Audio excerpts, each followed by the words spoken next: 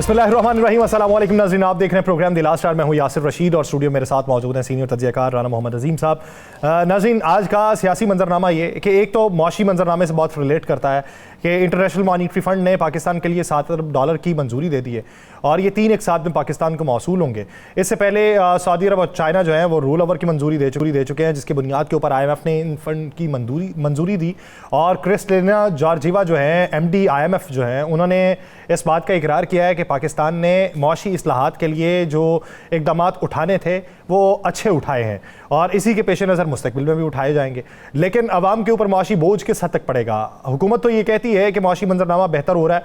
हुकूमत ये भी क्लेम करती है कि आज के दिन IMF की मंजूरी के बाद स्टॉक एक्सचेंज के अंदर बड़ी तेज़ी देखने में आई है। 100 इंडेक्स में इजाफा हुआ है और तारीख की बुलंद तरीन सतह पे गया है। तो ये इजाफा किस हद तक बरकरार रहेगा और इसके असरात और समरात जो हैं आम आवाम तक किस तरीके से पहुँचेंगे, इसके ऊपर बात होगी। और दूसरी बात ये कि इलेक्शन कमीशन ऑफ पाकिस्तान का 8वां इजलास हुआ। उन्होंने मखसूस नशस्तों के हवाले से इस पैराई के अंदर गुफ्तगू की, उस पर गौर खौज किया कि कुछ अराकीन ये कह रहे थे कि मखसूस नशस्तें पाकिस्तान तहरीक इंसाफ को दे दी जाएँ। सुप्रीम कोर्ट के वजाहती फैसले के ऊपर रोशनी डाली गई, तफसीली फैसले के ऊपर रोशनी डाली गई, इलेक्शन तरमीमी एक्ट के ऊपर रोशनी डाली गई, स्पीकर कौमी असम्बली के लिखे गए खत के ऊपर रोशनी डाली गई और उसके बाद उन्होंने फैसला किया कि रिव्यू के अंदर जाना चाहिए और फिर वो रिव्यू के अंदर चले गए। और इलेक्शन कमीशन ऑफ पाकिस्तान ने सुप्रीम कोर्ट से रुजू करते हुए कहा है कि हमें यह बता दें कि आपके फैसले को माना जाए या इलेक्शन तरमीमी एक्ट के बाद स्पीकर कौमी असम्बली की तरफ से लिखे गए खत की रोशनी के अंदर फैसला किया जाए। उन्होंने ये कहा कि 39 MNAs को पाकिस्तान तहरीक इंसाफ का आपके फैसले की रोशनी में हमने डिक्लेयर किया था, लेकिन बाद में इलेक्शन तरमीमी एक्ट आ चुका है और उन्होंने वो पिछले अरसे से लागू किया, यानी 2017 से। अब हमें ये बता दें कि हम क्या करें। एक सवाल तो ये कि इलेक्शन कमीशन ऑफ पाकिस्तान के बारे में बहुत सारे लोग ये बातें करते थे कि आईनी इदारा है और उसके ऊपर कोई फैसलों की बाइंडिंग नहीं होती, और अब इलेक्शन कमीशन ऑफ पाकिस्तान ने किन तकनीकी वजूहात की बुनियाद के ऊपर सुप्रीम कोर्ट से नजर-ए-सानी की अपील दायर करते हुए उनसे वजाहतें तलब की हैं। इसके अलावा पाकिस्तान का मौजूदा मंजरनामा, जिसमें अदालती मंजरनामा बड़ा अहमियत का हामिल है, जस्टिस मंसूर अली शाह साहब की तरफ से एक ख़त लिखा गया था जस्टिस काजी फायद ईसा साहब को, जिसमें सवालात पूछे गए थे कि यह बताया जाए कि जस्टिस मुनीब अख्तर साहब को क्यों निकाला गया, और जिसमें यह भी कहा गया था कि मैं अल्टीमेटम देता हूं कि जब तक पुरानी कमेटी बहाल नहीं की जाती तब तक मैं इसमें शिरकत नहीं करूंगा। तो उन्होंने आज जवाबी ख़त लिखा है। उसमें एक बात तो उन्होंने की कि मैं ये आपको जवाब देने का मजाज नहीं हूँ कानूनी और आईनी तौर के ऊपर, लेकिन मैं एहतसाब और शफाफियत के ऊपर यकीन रखता हूँ और इस बात के ऊपर यकीन रखता हूँ कि कोई नाराज ना हो, इसलिए वजाहत आपको दे रहा हूं। और 11 वजूहात उन्होंने बताई हैं जस्टिस मुनीब अख्तर साहब के जजेस कमेटी का हिस्सा ना बनाए जाने की, जिसमें उन्होंने कहा कि छुट्टियों पर रहे, केसेस नहीं सुने, सीनियर जजेस से जो गैर शाइस्ता रवैया रखा, और उसमें यह भी बात की कि आपकी ईमा पर किया। और फिर उन्होंने जस्टिस याहिया अफरीदी को उस बेंच में शामिल ना करने की भी वजूहात बताई। पहली तो उन्होंने ये कहा कि जस्टिस मुनीब अख्तर ही नहीं चाहते थे कि वो उस बेंच का हिस्सा बने। तो इस पूरे मंजरनामे में बात होगी। राना साहब की तरफ बढ़ते हैं। राना साहब, इलेक्शन कमीशन का आज का इकदाम, आईनी इदारा, बाइंडिंग कोई नहीं, रुजू फिर से सुप्रीम कोर्ट से। बिस्मिल्लाहिर्रहमानिर्रहीम, अस्सलातु वस्सलामु अलैका या सय्यदी या रसूल अल्लाह, अस्सलातु वस्सलामु अलैका या सय्यदी या हबीब अल्लाह, ताजदारे ख़त्म नबूवत जिंदाबाद जिंदाबाद। भाई बात यह है, अगर वो एक आईनी इदारा था, मैं कह रहा हूँ, मैं नहीं मान रहा अब वो आईनी इदारा है। मैं इसलिए नहीं मान रहा कि उन्होंने खुद अब एक जवाब पैदा कर दिया। एक नहीं किया यासर साहब, उन्होंने 4 जवाब पेश किए। पहला जवाब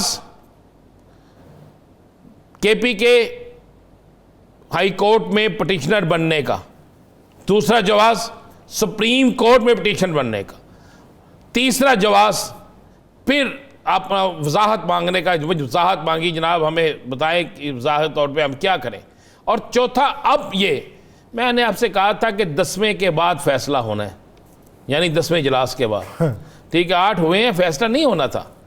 अब अगर सुप्रीम कोर्ट पहले भी ये सारा कुछ कह चुकी है कि आइन शिकनी, ये सारे लफ्ज़ अदा कर चुकी है, अब अगर सुप्रीम कोर्ट में 5 दिन बाद, 10 दिन बाद जब भी ये फैसला आता है और सुप्रीम कोर्ट कहती है कि नहीं आप सुप्रीम कोर्ट के फैसले के पाबंद हैं, और आर्टिकल 190 जो है वो पाबंद करता है सुप्रीम कोर्ट के हुक्म पर अमल करने पे। अगर अब वो आर्डर आ जाता है कि जनाब आप पाबंद हैं, आर्डर तो आ चुका है, तो उसके बाद फिर इस इलेक्शन कमीशन के इजलास कोई होगा? फिर क्या इलेक्शन कमीशन के पास 3 मिनट से भी ज़्यादा टाइम होगा कि उस पर अमल ना करें? गेंद तो फेंक दिए ना उधर, उसको अपनी तरफ से बड़ा सियानापन की है। और अगर आप उस पूरे इलेक्शन कमीशन की पिटीशन को पढ़ें, उस खत को पढ़ें, उस रजू करने को पढ़ें, तो आपको इस तरह लगेगा कि वो रजू नहीं है, वो बल्कि उसके तमाम फैसले की नफ़ी कर रहे हैं जो सुप्रीम कोर्ट का फैसला है। और उसकी नफ़ी करने के बाद आखिर में ये भी कह रहे हैं कि जनाब ये एक सवालिया निशान होगा, आखिरी लफ्ज़ जो है। तो बात यह है कि इलेक्शन कमीशन ऑफ पाकिस्तान जो है उसको वो ऐसी चक्की में पिस रहा है कि अब उसका बचना मुश्किल नहीं है, मुमकिन नहीं है। सॉरी, अब इलेक्शन कमीशन को या तो सीटें देना पड़ेंगी या इलेक्शन कमीशन को कुर्बानी देना पड़ेगी, इन दोनों में से एक चीज़ होगी। इससे ज़्यादा तजिया मैं और कर नहीं सकता, और यही होगा, या सीटें या कुर्बानी। अब फैसला इलेक्शन कमीशन ऑफ पाकिस्तान ने करना है, कुर्बानी या सीटें, इसके अलावा कोई तीसरा ऑप्शन नहीं होगा। आप कितने दिन इलेक्शन कमीशन ऑफ पाकिस्तान की इस वजाहत को रोक लेंगे? अगर कल वजाहत जो मांगी गई है, अगर कल 8 मोअज़्ज़िज़ जजेस की तरफ से जवाब आ गया या पीर के रोज आ गया, तो फिर आप क्या करेंगे जी? फिर कोई ऑप्शन बचता है यासर साहब? फिर आप नहीं देंगे तो आप कहेंगे जनाब ये पड़ा मेरा रिजाइन और मैं घर जा रहा हूं, यही है ना जी। इसके अलावा तो आपके पास और ऑप्शन क्यों नहीं? क्योंकि अब जब बॉक्स खुलना है ना, वो संदूक होता है ना, माई एक अम्मा जी होंगे ना, माई जेरे नानी जी मरन लगते हैं, सब तो पुरानी माई जरी होंगी है। जो दा संदूक खुलता है ना, तो सारे कोल बैठे होंगे ने, वो देखते हैं विचों निकलना की है। तो ऐसी ऐसी नायाब चीज़ां निकलदियां ने कि बंदा परेशान हो जाता है। और कई उसमें से ऐसी चीज़ें भी निकलती हैं कि कई लोग सोचते रह जाते हैं कि ये भी था। बड़ी क्लियर सी बात है। दूसरी बात यार, मैं यासर आप पे हैरान हूँ। किस बात पे? मैं आप पे भी हैरान हूँ और पाकिस्तानी कौम पे भी हैरान हूँ यार, सदके जाऊँ। मुझ पे हैरानी तो आपकी पहली बार नहीं। नहीं, मैं हैरान हूँ। हम मकरूज होने पे खुश हो रहे हैं और हम पे कर्ज चढ़ गया, हम मकरूज हो गए, हमारे बच्चे मकरूज हो गए, हम गुलाम हो गए, हमने सूद पे पैसे लिए, सूद पे लिए ना जी। सूद के मतलब क्या हुक्म है? इस्लामी जमहूरिया पाकिस्तान में बैठकर हम सूद पे पैसे ले रहे हैं और पैसे लेने का बंगरे डाल रहे हैं। जनाब सानू कर्जा मिल गया जे, असी कौम के बच्चे जरा गए बिल्कुल गिरवी रख देता है। सदके जाऊं यार आप पे, सदके जाऊं। मैं पंजाबी बीच में इसलिए बोल देता हूं कि जनाब आपको मुहज़्ज़ब से आदमी आप शक्ल से लगते हैं। अच्छा, पंजाबी मुहज़्ज़ब ही है। नहीं, पंजाबी बोल के यानी आप मुहज़्ज़ब मुझे समझते नहीं है। नहीं, मुहज़्ज़ब से आदमी लगते हैं, बुरा ना बना जाए ना। ज़बान से मुहज़्ज़ब होने या गैर मुहज़्ज़ब होने का अंदाजा नहीं, वो तो मुझे पता है। ज़बान तो आजकल ज़बान से निकला लफ्ज़ तो काबू में नहीं आता। नहीं सर, आ जाता है यहाँ पे। नहीं आता सर, वो पुरानी कहावतें हो गई हैं कि वो कमान से निकला तीर वापस नहीं आता। अब मुसाहिब एक खड़ा होता है, वो तीर वापस ला के देता है, कहता बादशाह सलामत जब तक निशाने पे नहीं लगता आप तब तक ट्राई करते रहे, मैं आपको ला के देता रहूँगा। तो बात यह है कि हम वो कौम है जो कर्ज लेने पर, पहले कर्ज लेने के लिए हम मिन्नतें तरले करते हैं, कर्ज लेने के लिए हम तमाम शराइत पूरी करते हैं, फिर कर्ज मिलने पर हम पंगरे डालते हैं ताकि हमें और कर्ज मिले, ताकि हमें और कर्ज मिले, फिर हम और मुल्कों से कर्ज लेते हैं। अपनी कौम के नौजवानों को, अपने आने वाली नस्लों को हम मकरूज कर जाते हैं। किसी ने कभी सोचा कि कर्ज देने वाला, जिसने कर्ज देना है, अगर वो कर्ज दिए बगैर चला गया तो उसकी सजा क्या है? किसको पता है कि अगर आप अपने लिए पैसा लेकर मकरूज कर जाते हैं किसी को, तो उसकी इस्लाम में क्या नुक्ते नज़र से क्या सजा है? आजकल तो हमारे उलमा कराम इसको बताते नहीं, उन्हें बताना चाहिए। आजकल उन्हें बाकी सियासत से निकल कर इस तरफ भी आना चाहिए ना, ये बताना चाहिए। और हम खुश हो रहे हैं। आज मैं देख रहा हूँ, जब से मुझे कई गुजरा की प्रेस कॉन्फ्रेंस से मैंने देखी हैं, कई लोगों की खुशी के ठिकाने देखे कि नहीं रहे। मुझे एक बात बता दें, क्या अब ये सारा कुछ मिल गया, ओके, फैसलाबाद की इंडस्ट्री चल जाएगी, बिजली के बिल काम आना शुरू हो जाएंगे और बढ़ेंगे, 7 रुपये फ्री? या नहीं यार, मुझे बता देना, हमें मिल गया ना। मकरूज तो हम हो गए हैं, मकरूज होने के बाद क्या हम होना बंद हो जाएंगे? क्या इस कौम की किस्मत में जो लिखी गई है, मैं लफ्ज़ ही कह रहा हूं, महंगाई की सूरत में, बेरोजगारी की सूरत में, अवामी जो शदीद नफरत है उसकी सूरत में, क्या वो हमें अब ख़त्म हो जाएगी? क्या अब गरीब का बच्चा स्कूल पढ़ लेगा? क्योंकि इसलिए हमें IMF ने कर्ज दे दिया है। क्या हमें और भी मुमालिक पैसे दे देंगे ना, क्योंकि IMF तो सिर्फ एक निशान वो है ना, गारंटी है ना, आप दूसरे ममालिक में पैसे दे देंगे। इससे अब क्या सड़कें बनेंगी या मुल्क बनेगा? मुझे सिर्फ दो चीज़ें चाहिए। अगर तो इस कर्ज लेने से ये मुल्क बन जाएगा, मुल्क एक कौम हम बन जाएंगे, तो फिर हम कर्ज भी उतार देंगे।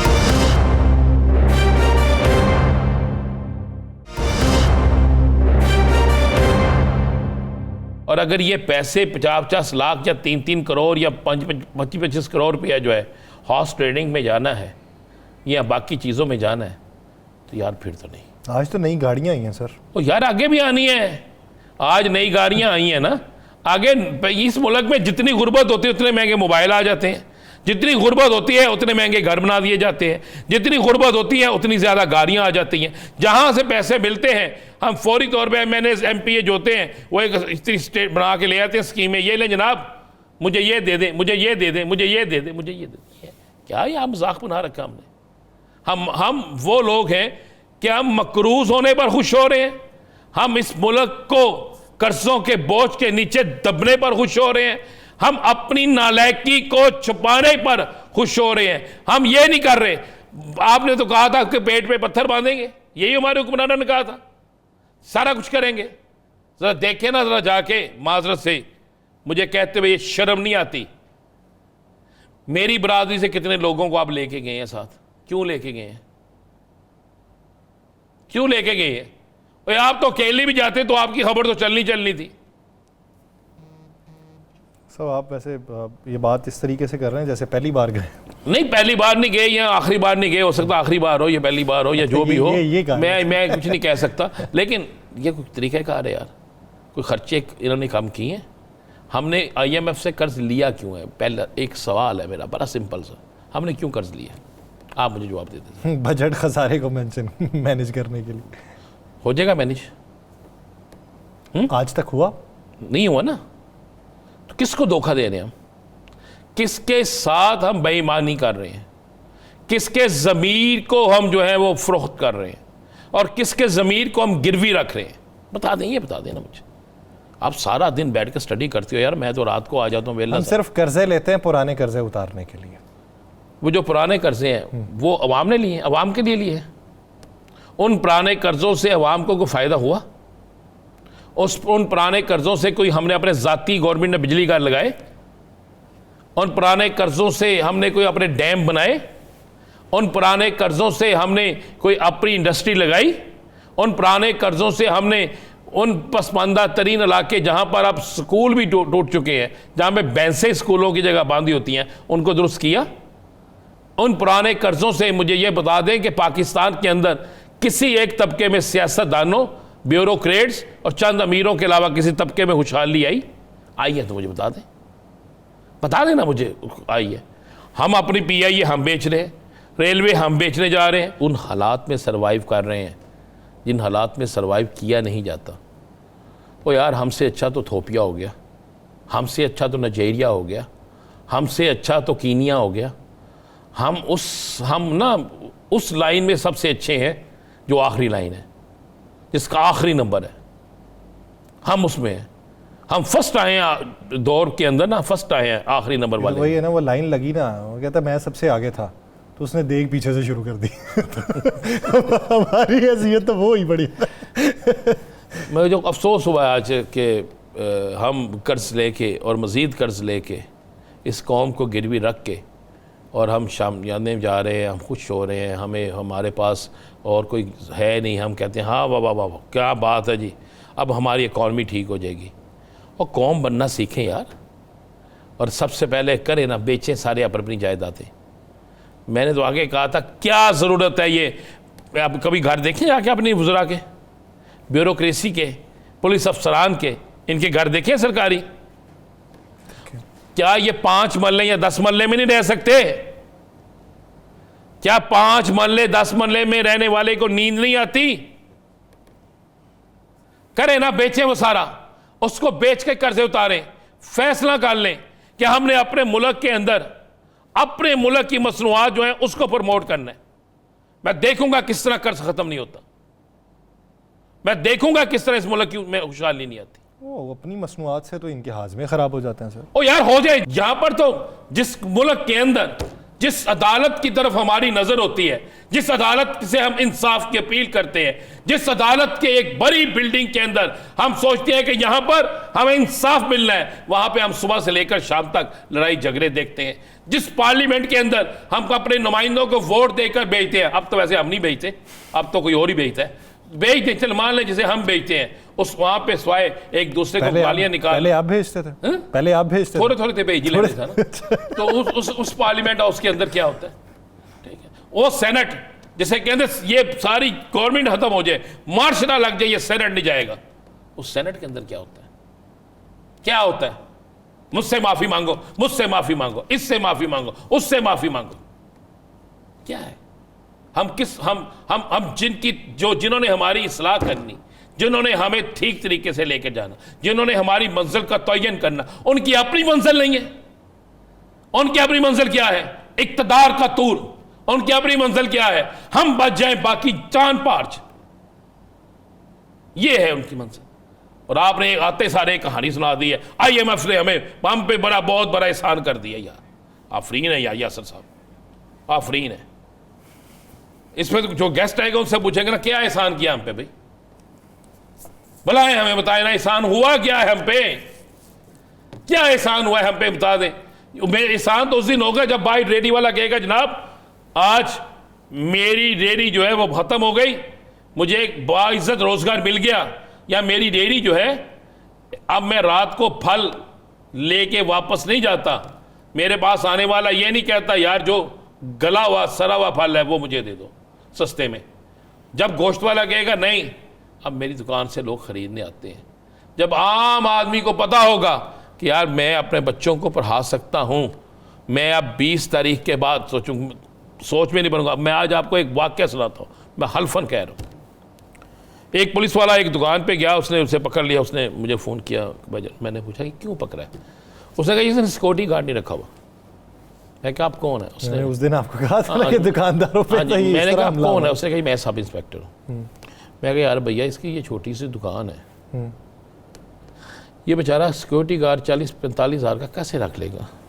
उसने कहा भाईजान ये छोटी सी दुकान पे 20 रुपए की चीज़ लेके 35 रुपए की बेचेगा।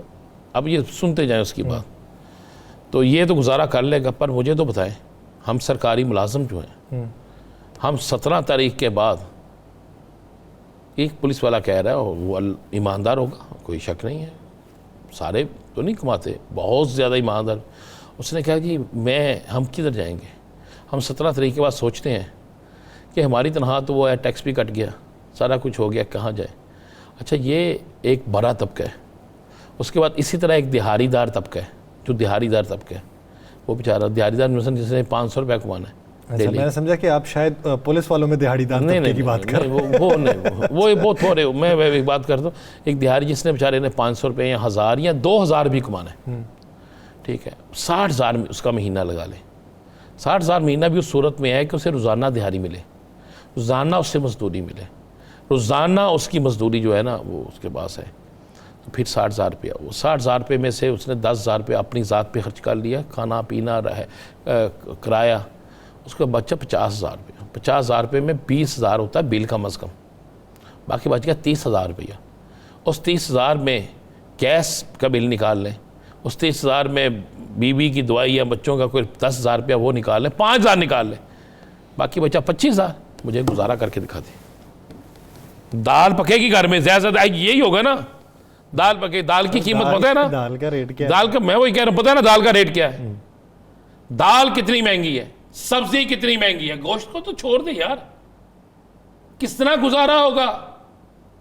और हम कह रहे हैं कि जनाब और चीजें महंगी करेंगे, इसलिए कि हमने जिनसे कर्ज लिया है उनके कर्ज की शर्त पूरी करने के लिए आप खुश हो जाए। आपने आज एंट्रो में बहुत बड़ा कारनामा सर अंजाम दे दिया। मैंने कारनामा, हुकूमत ने कारनामा सर अंजाम दिया, मैंने तो बड़ा उसकी तर्जुमानी की है उस कारनामे की। बहुत बार किया जी, वो हमारा वो स्टॉक एक्सचेंज बड़ी अच्छी होगी। एक ब्रेक लेनी है सर, चंद बंदे स्टॉक एक्सचेंज में बैठे हैं नोट कमाना से। एक ब्रेक लेते हैं, ब्रेक के बाद आएंगे जी, इसी सियासी मंजरनामे के ऊपर मजीद बात होगी, कहीं नहीं जाएगा, स्टे विद अस।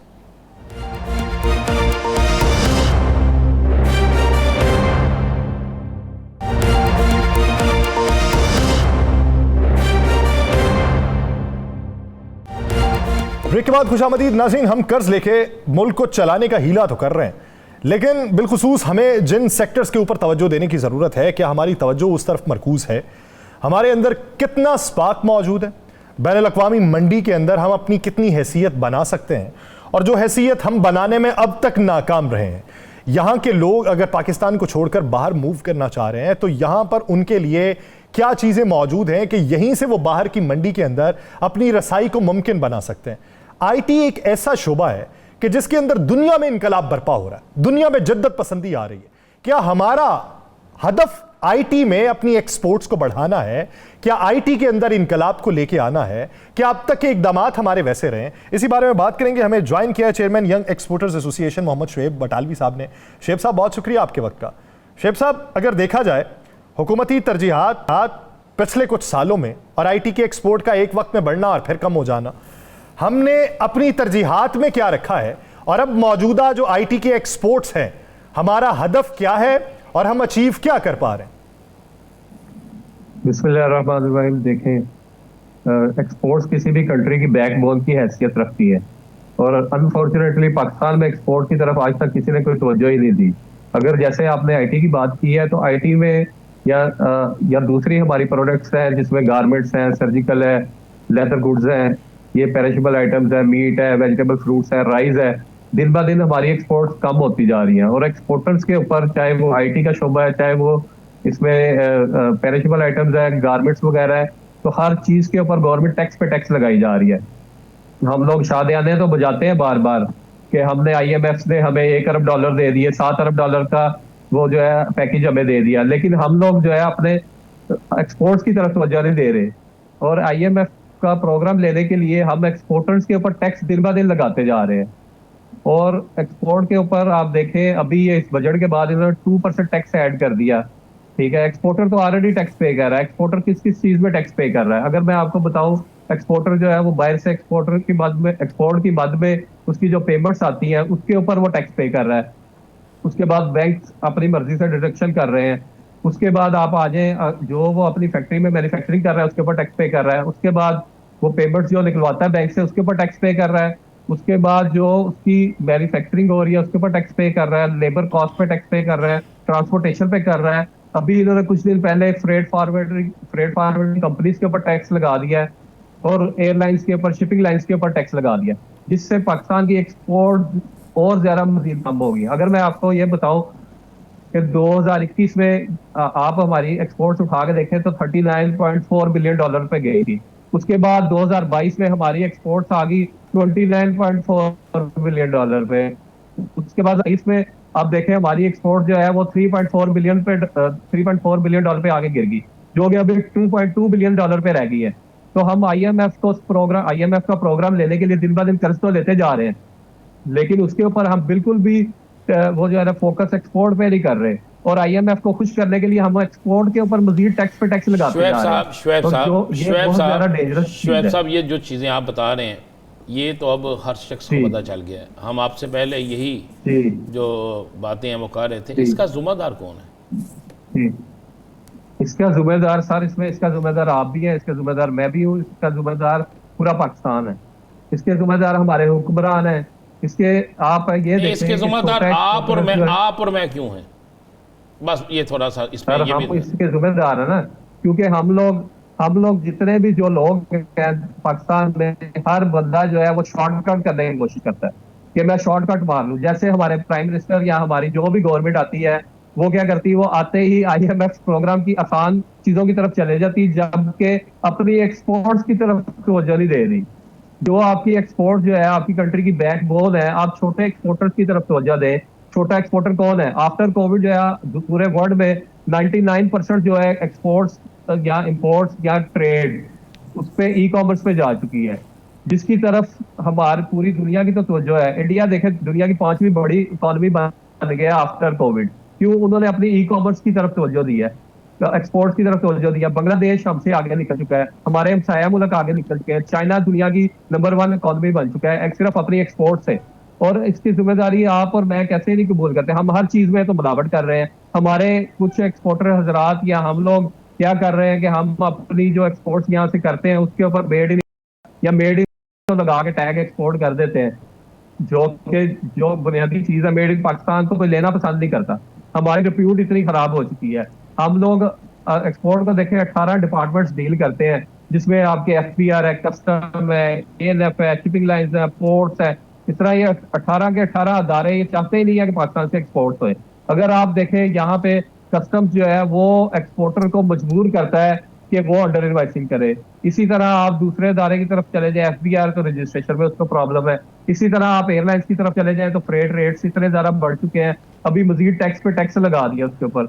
उसकी वजह से पाकिस्तान की एक्सपोर्ट जो है वो और मजीद गिरेगी, और इसकी जिम्मेदारी हम क्यों ना कबूल करें कि इसमें आप भी हैं, मैं भी हैं, सरकारी इदारे हैं, गवर्नमेंट तो खाली ना आपके बाकी सब अदारे मौजूद हैं। जैसे आप अभी देखें जब PTI की, अच्छा चलो मुझे ये बताइए शेख साहब, हवाबाजी थे, असेंबली में खड़े होकर ये अल्फाज कहे कि हमारे पायलट्स के पास जो है जाली डिग्रीज है, जिससे PIA की मेरे भाई यहाँ पर तो MNA के पास जाली डिग्रियां निकले आई हैं, यहाँ पर तो MNA के पास जाली डिग्री निकले आई हैं, यहाँ तो सरकारी अफसरान के पास जाली डिग्री। आपको नहीं पता PIA से एक अफसर को फारिग हुआ है और आपके एक बहुत बड़े आला अफसर का भाई था और उसकी डिग्री जाली निकले, आपको नहीं पता? जी, जाली निकले। तो सर ये अल्फाज असेंबली में खड़े होकर कहने की क्या जरूरत थी? उससे नुकसान उस वजीर को तो नहीं हुआ, वजीर हवाबाजी जो थे उस वक्त के, गुलाम सरवर खान ऐसा कोई नाम था उनका। और आजकल माफी ग्रुप में है। माफी मांग लो तो जितना सारे गुनाह माफ हो जाए। आजकल उसी ग्रुप में है। शुएब साहब बात ये है कि हमें किस मॉडल के ऊपर जाना चाहिए? हमारी सारी इंडस्ट्री बांग्लादेश मूव कर गई, वो मिलावट तो नहीं कर रहे थे? अभी पिछले दिनों में जो हमारी एक्सपोर्ट बढ़ी थी 2 साल पहले, अब वो मिलावट तो नहीं थी, वो भी तो चल ही रही थी ना। चले वो ग्रेड मुख्तलिफ होगा। एक्सपोर्ट जो बढ़ी थी वो हमारी जो $39.4 बिलियन की एक्सपोर्ट थी 2021 में, और 2022 में जो $29.4 बिलियन की एक्सपोर्ट थी, उसकी रीजन क्या थी? उसकी रीजन एक्सपोर्ट की प्रोडक्ट्स की मद में पैसे नहीं आए। वो जो पाकिस्तान में पैसे हैं वो फ्रेट की मद में है, जो एयरलाइंस और शिपिंग लाइंस ने अपने फ्रेट रेट्स आफ्टर कोविड बढ़ा दिए गए थे। जो कि $1 हम पे करते थे वो $8-8, $10-10 पे चला गया। अभी अगर मैं बात करूं आपको तो हमारा डॉलर की प्राइस इतनी ऊपर जा चुकी है, जैसे हम लोग फ्रेट पे कर रहे हैं एक्सपोर्ट की मद में। यूके का अगर मैं बात करूं, गैर मुल्की लाइनों के हाथों ब्लैकमेल हो रहे हैं, $3.5 पर किलोग्राम हम पे कर रहे हैं, जबकि इंडिया भी $3.5 पर किलोग्राम पे कर रहा है, जबकि बांग्लादेश भी, हमारा हमसाया मुल्क भी $3.5 पर केजी पे कर रहा है। तो उससे नुकसान क्या है? इंडिया में डॉलर है 85 का, बांग्लादेश में डॉलर है 95 का, पाकिस्तान में डॉलर है 280 का। तो हमारी जो फ्रेट कॉस्ट है वो आती है 1050 रुपए। इंडियन एक्सपोर्टर की कॉस्ट जो आ रही है वो आ रही है 280 रुपीज। इसी तरह बांग्लादेश का जो एक्सपोर्टर है उसकी कॉस्ट भी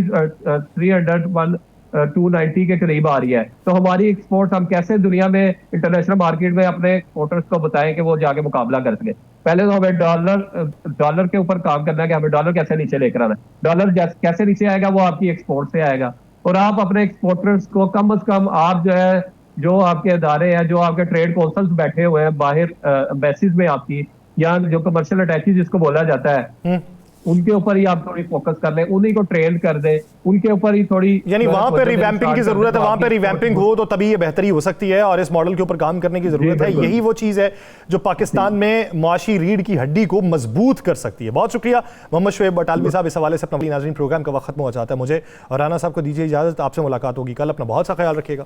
अल्लाह निगहबान।